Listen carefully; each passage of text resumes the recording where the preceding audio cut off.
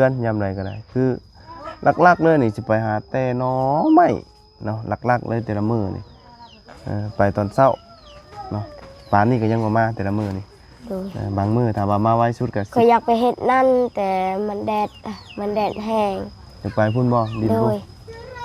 แต่มันแดดแห้งมันแดดแห้งตอนแรงก่อนจังไปอยากเฮ็ดหยังก็ได้จนแรงแกไปอยู่นั่นหน่อยฟังหัวฟังแค่ดีว่าฟังให้มันทีๆเนาะฟังให้มันเป็นให้มันงามมันแนวดินเฮาเลยมันจังสบายดูเป็นดินตัวเองเฮ็ดให้มันงาม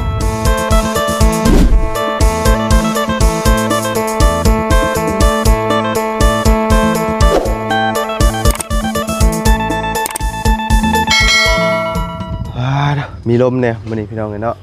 ก็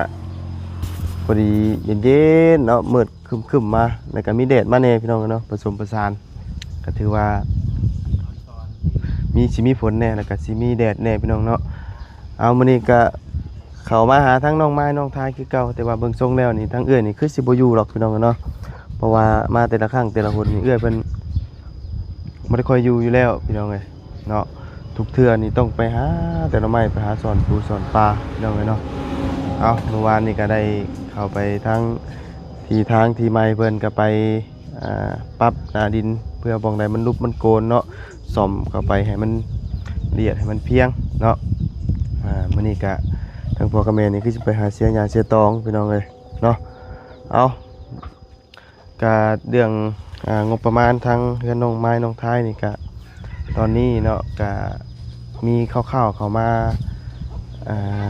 ถามเข้ามาพี่น้องเนาะถามเรื่องเสาเนาะถามว่าต้นเท่าไรเนาะบางคนก็ได้บอกว่าตอนนี้ก็สิตกอยู่ประมาณต้น500,000ปลายหรือว่า600,000เนาะตอนนี้เนาะเขาก็บริสั่งแต่ถึงมันก็ราคามันอาจจะเพิ่มขึ้นเพราะว่าราคามันมาอยู่พักเก่าอยู่แล้วพี่น้องเนาะชั่วโมงนี้อย่างมันก็ขึ้นแบบปูปับขนาดค่าห้องนี่นอนคู่มือเนาะเอามานี่ก็ยังขึ้นบาทเดียววาบโลดจาก150,000เป็น200,000โลดพี่น้องเนาะก็ทางเอื้อยเพิ่นก็ถามมาอยู่เนาะให้บ่บุญถามหมู่ถามครูเบิ่งเนาะเรื่องเสาเนาะแต่ก็ทางเอื้อยเพิ่นก็ยังบ่ได้ฝากเงินมาดอกพี่น้องเนาะแต่ว่าให้บ่บุญถามหมู่ก่อนเนาะก็เดี๋ยวเอื้อยเพิ่นสิติดต่อมาใหม่เนาะถ้าได้ดีก็โอ้ดีมกดีใจน้ำน้องเพิ่นพี่น้องเนาะเอาก่อนอื่นก็กราบสบายดีและสวัสดีเพื่อนพี่น้องกันเบิดสุขุสุคนพี่น้องเนาะพอๆกันอยู่นี่แหละต้นมะขามน้อยมื้อนี้เนาะก็สิเข้าไปหาทั้งน้องไม้น้องทายเนาะเบิ่งทรงแล้วก็เงียบๆเงาๆแน่เพราะว่าเพิ่นสิไปพุ่นก็ช่วงพุ่นแหละค่ำๆพี่น้องเนาะเพิ่นสิไปทุกมื้อไปเพื่อสิได้ปลูกหันปลูกนี่แน่เนาะหรือว่าหาหม่องฟังรั่วฟังแค่เนาะฟังให้มันเป็นแนวดินของเฮาเนาะไปซับพี่น้องเนาะจังไดก็เอาไปหาทั้งน้องเพิ่นก่อนเป็นจังไดพี่น้องเนาะมื้อนี้ก็ได้สงสัยไปหาหน่อไม้บ่ด้วยเลยยังงวกอันนั้นอยู่เลยพี่น้องคอตกหมอนต้องหันไปว่ากระโตสิพี่น้องเนาะคอตกหมอนเป็นวัดยังกินอันน่ะยาอยู่พี่น้องเลยไปเนาะไปพี่น้องเลยเนาะเป็นจังไดเนาะเป็นวัดเป็นไอเด้อพี่น้องในช่วงนี้เนาะไปก็ได้หลีกเลี่ยงบ่ได้หนีบ่พ้นเลยพี่น้องเลยตัวเงือกบันไดตะแงกอยู่ทางนี้เนาะบันไดเนาะบันไดนี่รุ่นเลยว่าอย่างมัดแบบนั่นนี่ได้พี่น้องเลยมีตัวมัดเนาะใส่อยู่บ่ได้พี่น้องเลยเนาะมะม่วงเบิดเลยพี่น้องเลยมะม่วงนี่เห็นยังล่ะต้มหน่อไม้โอ้กำลังต้มหน่อไม้พี่น้องเลยเนาะทั้งน้องทายเนาะมาเดี๋ยวอนาบางบุญตั้งกล้องก่อนเอาเนาะต้มหน่อไม้ที่ละโอ้สบายดีลูกละต้มหน่อไม้แต่บ้านนี่บ่ด้วยฮะเบิ้งมาก่อนเด้อมันจืดแล้วคือต้มจ้ะต้มเบิ้งโอ้เฮ้ยบ่เห็นจับมันควันพี่น้องเลยเนาะหน่อไม้ยังนี่น่ะขาวๆทั้งนั้นเลยพี่น้องเลยหน่อไม้ยังล่ะหน่อไม้บงหน่อไม้บงดูฮ้อนได้ไปนั่งเผาไฟอยู่เนาะมานั่งพี่เนาะมานั่งที่เฮาเนาะเอาตังมานั่งสิมาเอาตังนั่นมาตังตัวไหน มานั่งว่ากันก่อนเฮาเนาะนั่งดมอนาคอนไฟนี่แหละพี่น้องเอ้ยไปใส่มามื้อนี้คือใส่ชุดเก่ามื้อนี้ ไปหาฮะไปหายังมาก่อนฮะไปหายังมื้อนี้ไปหายังฮะบ่ไปหายังกีฬาไปหายังมามื้อนี้นะไปหาเฮ็ดบ่ โดยเห็ดอยู่ในนั้น เฮ็ด อยู่ในไม่มิก เฮ็ดอยู่ในไม้มิก โดย โอ้เฮ็ดปวกบ่ บ่แม่น เฮ็ดดิน โดย เฮ็ดทานเฮ็ดดินเฮ็ดทาน เห็ดอยู่ในไม่มิก เฮ็ดอยู่ในไม้มิกมันเกิดน้ำไหม้บ่ในวันนี้นะ มันเกิดอยู่ในไม่มิก เกิดนั่นก็ตัวไหม้เลย โดย โอ้เฮ็ดจังได๋บาดนี่เกิดอยู่ในไม้มิกไม้วิกเนาะไม้มิกนี่แหละไม้ที่ว่าเพิ่นปลูกอันว่า ไม้คนปลูกนั่น ดอกมันเป็นจังได๋ลักษณะมันน่ะ มันเป็นคือเห็ดปวก คล้ายๆเฮ็ดปวกแต่บ่แม่นเฮ็ดปวกเนาะ โดย เออ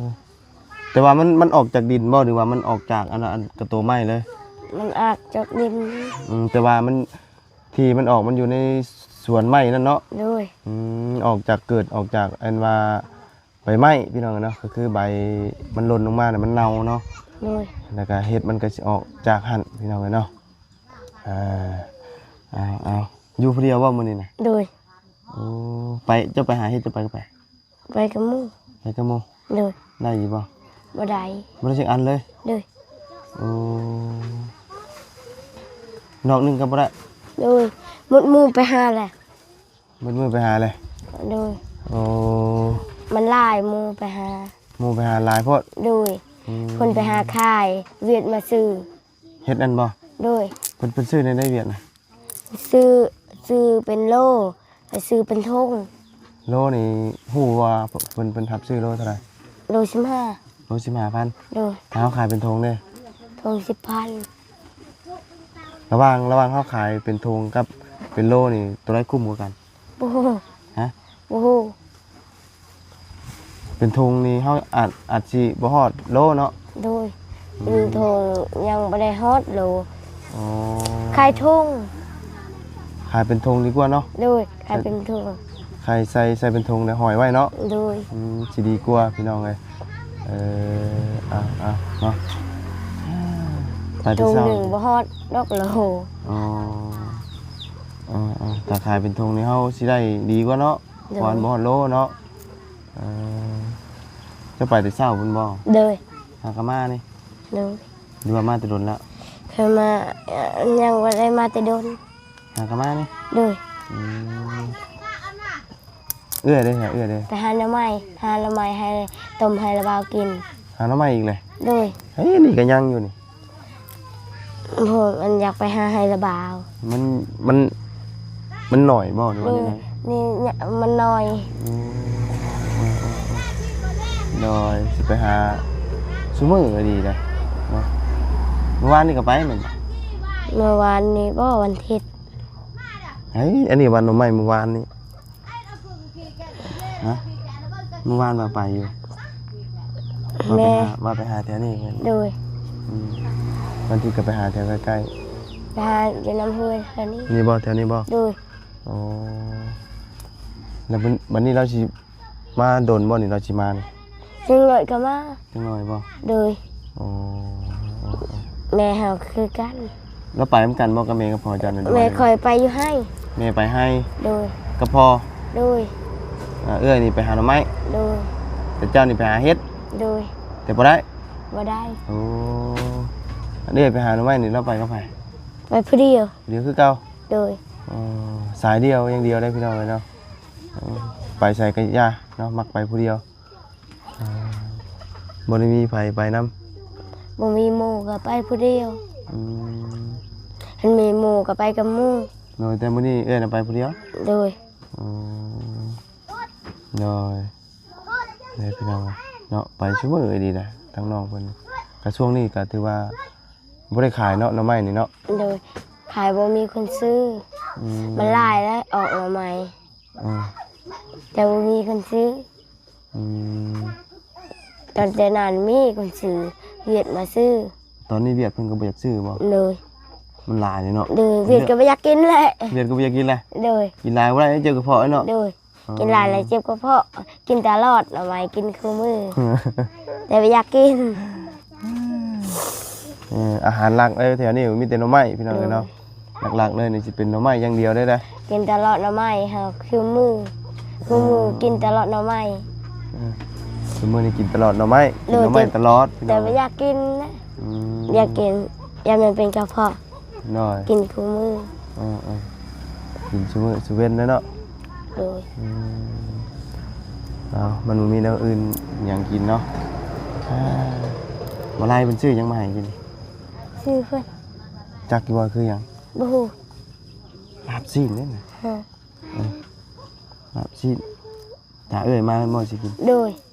ถ้าเอื้อยก่อน อืม ถ้าแม่ก่อน ถ้าเอ้ยถ้าพ่อถ้าแม่ โดยแม่ ตอนเช้าจะกินได้บ่ คือกินตอนเช้า เอ้ยเด้ เอื้อยคือกันกินตอนเช้าแล้วกินข้าวแล้วไปหาหน่อไม้ อืมน้อยกินแล้วก็ไปหาหน่อไม้เนาะ โดย ทั้งเงินพ่อกับแม่ก็กินแล้วก็ไปให้ไปสวน โดย ทั้งพ่อกับแม่นี่ขี่รถจักรบ่ไป โดยกินเลยฮะ ขี่รถห้างไป โดย ทั้งเอ้ยนี่ย่างไปหาหน่อไม้เนาะ โดย ไปยังครับน้องจะไปสองบ่แม่นบ่ บ่แม่นผู้หนึงนี้ หึ ผู้หนึง เออ เป็นนั่งอยู่เทิงพี่น้องเลยเนาะอายะก็อยู่เพื่อนบ่อายะ มีเพื่อน อืมไม่ได้ไป ยังเป็นขายกี่เพื่อน อืมหน่อยเอาช่วงนี้ก็คือว่าเนี่ยไปก็เป็นหวัดเป็นไอพี่น้องเลยเนาะหลายผู้หลายคนก็ดำให้ดำหน้าตากแดดเนาะบางค เวลา รั้ง มันเป็นไข้ ฮะ ตากแดดแล้วมันเป็นไข้ หน่อย ตากแดดคู่มือ อืมเดี๋ยวบ่าวก็ยังกินยาอยู่ได้กินยาแก้อันนี้อยู่พี่น้องแก้ไออยู่เนาะก็อยากมีวัดในหน่อยหนึงมือก่อนนั่นก็โอ้เป็นไข้หนักเลยพี่น้องเลยเนาะถือว่าไข้แน่มื้อนี้กินยาแล้วก็นอนแบบบ่ฮู้หยังเลยไข้นี่มันสิมาเป็นแบบกระทันหันเลยพี่น้องเอ้ยเฮ็ดให้เฮาเจ็บหัวหนาวคาเดียวเลยเนาะจักมันเป็นจังไดมันมาแบบบ่อันนี้ได้เนาะกินยานี่เทื่อหนึงเบิดสิ5เม็ดพุ่นนะพี่น้องเอาแบบ2-3เม็ดนี่กินบ่อยู่แล้วมันบ่ลงแต่ว่ามันเป็นเทอหนาเฮาก็ต้องกินหลายไปอีกกินเพิ่มไปอีกเพราะว่ามันดื้อยาเด้ ดู มันดื้อยาแล้วมันเฮ็ดให้เฮา ต้องกินตลอด กินหลายบัดนี้กินหลายกว่าเก่าบัดนี้ กินหน่อยมาได้ หน่อยกินน้อยบ่ได้เนาะ ดู ฮ้อนแน่มื้อนี้เนาะกินนี่คือฝนสิตกคือครึมๆครึมไปครึมมาไปสมา ฮู้ฮู้ บ่แม่นพ่อกับแม่จ้ะบ่ บ่แม่น บ่แม่นเนาะอันนี้ ดูดไปเฮือนนี่ หลังนั้นบ่ ดู เพิ่นอันนี้อันนั้นต่างหากบ่ เลย หลังนี้ต่างหากหรือว่าอันนั้นก็ต่างหาก ตา โอ้หลังนี่นะนั่นหลังนั่นก็อายะเนาะอยู่เนาะ เลย หลังนี่ก็อายะมีแต่อายะพี่น้องเลยเนาะอายะนี่เพิ่นสิมักอยู่เฮือนไปเฮือนมันเนาะ เลย เออหาชื่อยังไงฮะหาชื่อยัง เลยชี้ย่างไปเล่น บ่ยังว่ามีแนวชื่อ เออหน่อยฮะอ้อบ่ก็อ้อ เลยว่าอยู่ดี มึงไปนั่งกูไปล่ะไม่ไปนั่งกูไปกูไปนั่ง อ่ะ กู ไป ไป ดิไปจ้ะ มึงไปนั่งกันเด้อมึงไกลกินข้าวเด้อเจ้าเลี้ยงแมวติล่ะ ด้วยมันจะเลี้ยงแมว มันมาใช่แมวเนี่ยมันมาอีกมันบ่ เอาแม่คอยหมูให้ เลี้ยงจักโต เลี้ยง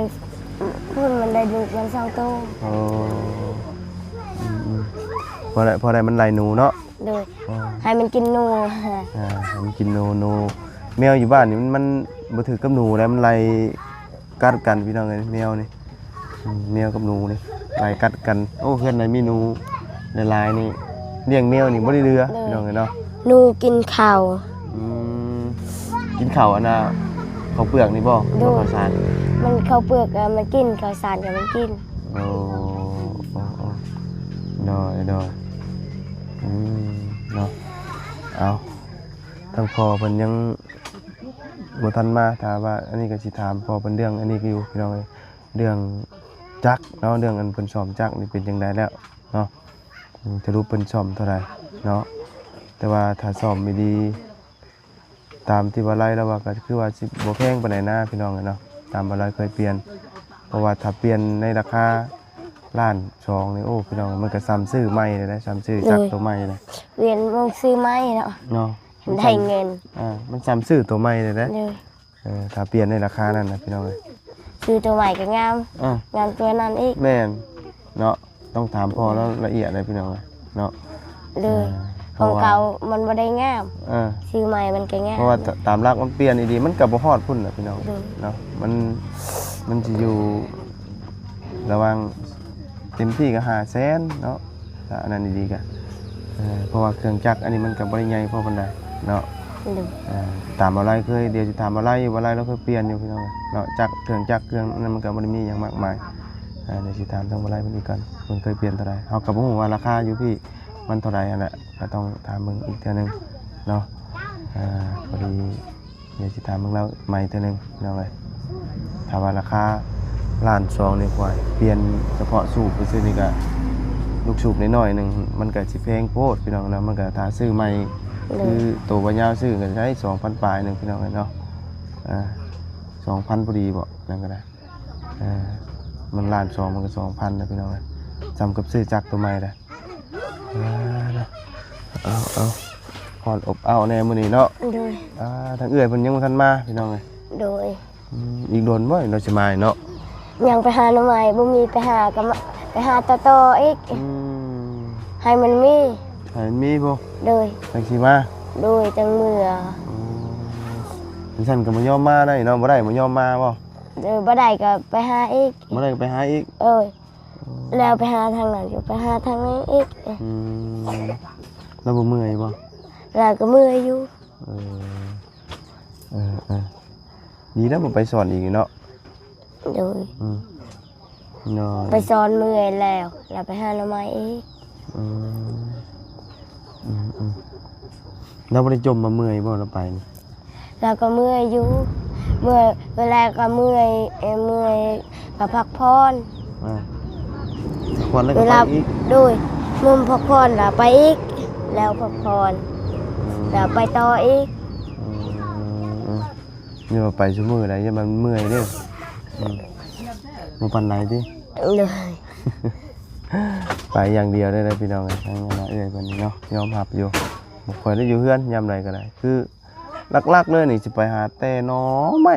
เนาะลักๆเลยแต่ละมื้อนี่ไปตอนเช้าเนาะป่านนี้ก็ยังบ่มาแต่ละมื้อนี่บางมื้อถ้าว่ามาไวสุดก็ ก็อยากไปเฮ็ดนั่นแต่มันแดดแห้ง จะไปพุ่นบ่ดิน โด พุ่น ยถ้ามันแดดแห้ง มันแดดแห้งตอนแรงก่อนจังไปอยากเฮ็ดหยังก็ได้ จนแรงแกไปอยู่นั่น หน่อยฟังหัวฟังแค่ดีว่าฟังให้มันทีๆเนาะ ดู ฟังให้มันเป็น ให้มันงาม มันแนวดินเท่าเลยมันจังสบายเนาะ ดูเป็นดินตัวเองเฮ็ดให้มันงาม นั่นแหละเนาะมีงบประมาณเข้ามากะโอ้เนาะพี่น้องเนาะสิได้สั่งไม้สั่งตอกกันแหละพี่น้องเนาะแต่ว่ายังบ่ทันมีมาพี่น้องเลยยังบ่ทันมีไผมีมาอยู่เนาะแต่ก็คือว่าบุญเบ้าแหละเนาะทางเอื้อยเพิ่นก็เกินมาถามมาแต่ก็ยังให้คำตอบบ่ได้พี่น้องเนาะมีแต่ติดตามเบิ่งน้ำกันพี่น้องเนาะว่าทั้งน้องไม้กับน้องทายนี่สิในเฮือนในซานคือพอตู้7 ปีหรือว่าหลายคู่หลายคนแหละพี่น้องเนาะถ้าว่าได้ก็นี่แหละพี่น้องเอาสำเพื่อนพอตู้7 ปีเนี่ยเอาจะ9 ต้นพี่น้องเนาะถ้าเฮาสิเอา12เนาะมันก็งบประมาณเฮาย่านมันใหญ่มันโตแต่เฮาสิบ่มีเพียงพอเนาะเฮาต้องเอาแบบพอได้อยู่ได้เซาพอได้ส้นที่อยู่อาศัยหลบแดดหลบฝนให้มันดีกว่าเก่าเนาะล่ะ ดูเอื้อนแบบใดก็ได้และ บ่ให้มันเปียกได้ บ่ให้เตี้ย โดย บ่ บ่ให้มันเปียกก็ยา อืม แบบใดก็เอาหมด ขอแต่ว่าให้มันดีกว่าเก่าแบบ โดย นอนสบายนี่ โด เนาะ ยให้มันนอนสบายยามฝนตกบ่ให้มันเปียกก็อยู่ก็ดีใจแล้ว โดยขอแต่ว่าให้มันมีหม่องดีกว่าเก่าสักกว่านี้เนาะ โดย คือตัวนี้เนี่ยฝนตกมาเฮาได้นั่งอยู่หรือว่ายืนอยู่เนาะตัวนี้เนาะ โดย มันก็เลยเฮ็ดให้ อยู่กับบ่ได้ อดหลับอดนอนพี่น้องไอ้ตัวนี้เนาะถ้าว่ามีดีกว่าเก่ากว่าตัวนี้ก็ถือว่าดีใจแล้ว โดย เนาะ ได้แบบใดแล้วก็ดีใจแล้ว น้อย ได้ดินแล้วก็ดีใจแห้ง คือดินอันที่ว่าน้องเพิ่นอยู่กูมื้อนี้ก็บ่ได้กว้างนี่เนาะก็บ่ได้งามบ่ได้หยังไปซื้ออยู่พุ่นพอปรับแล้วโอ้งามพี่น้องเนาะงามแล้วก็กว้างเนาะแล้ววันนี้เพิ่นก็ไปขุดไปหยังแปลงอีกเพื่อบ่ให้น้ำมันเซาะมันหยังพี่น้องเอ้ยน้ำมันบ่เซาะบ่ไปหยังมันก็งามบัดนี้เนาะ โดย เนาะเอื้อยก็ยังทันมาทั้งพ่อกับแม่ทันมาก็ได้ทำคำพ่อกับแม่ก็จะไปพุ่นอีกเนาะ โดย ไปชั่วมือนะพี่น้องตั้งแต่ระบาเมื่อก็ไปตลอดได้บ่ โดยไปคู่มือเลย น้อยบริอยู่บริเศร้าเนาะมีแต่หาแนวปลูกแนวฟังกันได้บาดนี่ก็จะมาเฮ็ดหัวเลยระบาสิบอกเลยคำฟังหัวทีๆแล้วก็ปลูกผักเด้อ โดย ปลูกผักบัวผักหอมผักบ้งอย่างพอได้กินเนาะผักกาดมันได้กินอยู่แล้วมันใกล้น้ำอยู่ว่ะ โดยก็ได้กินกินปลูก แต่คืออยู่นี่ ส่วน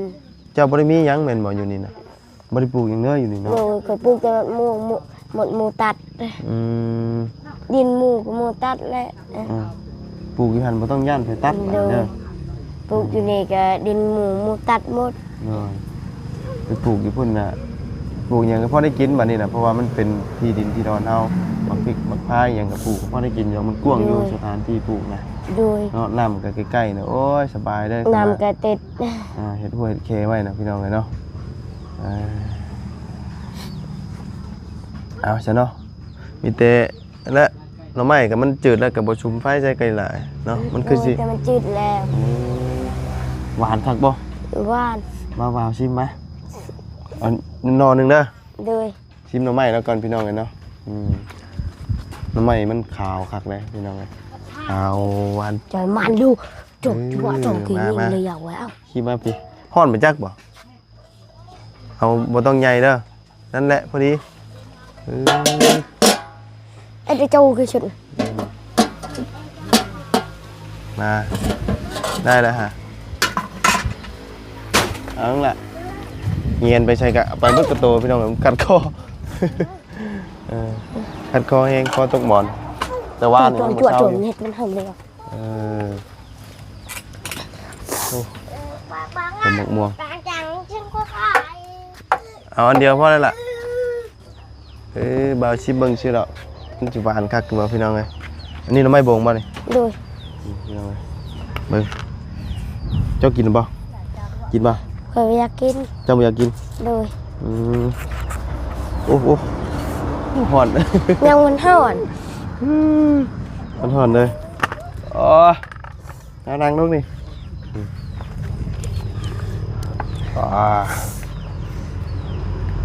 โอ้โอ้หอมหวานเลยนี่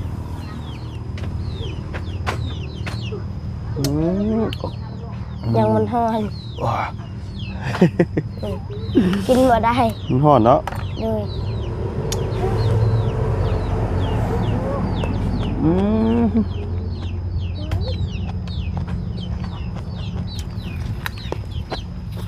หาความขมบ่มีเลย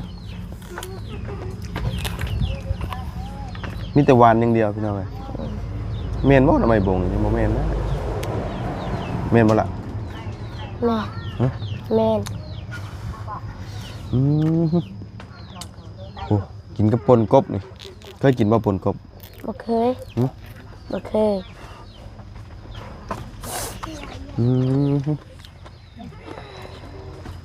แซ่บขนาดได้กินกับปนกับหยังกับลาบปลาลาบโอ้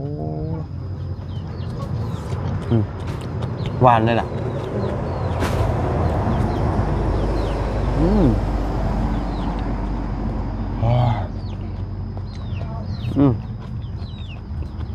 จืดครับแต่ว่าต้องให้มันเย็นก่อน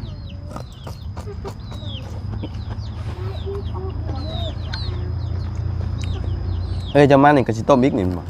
โดยอยากชิต้มอีก พอเลยเด้อ โดย พอแล้ว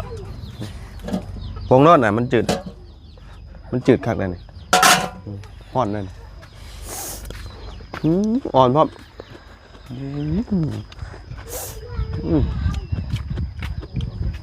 คักหน่อย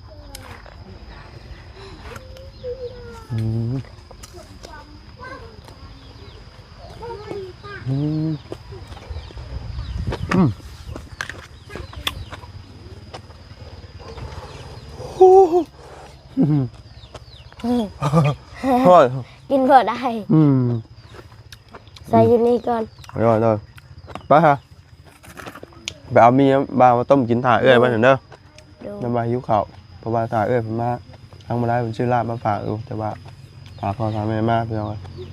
ไปเดี๋ยวป้ามีมาต้มเอ้ยมาหิวเอาแก๊สหนึ่งเด้อก็ยังบ่ลายบ่ได้เดืออยู่ ขอบใจเด้ สิ อ ไปห่อ แต่ว่า พี่น้องเอ้ยโดย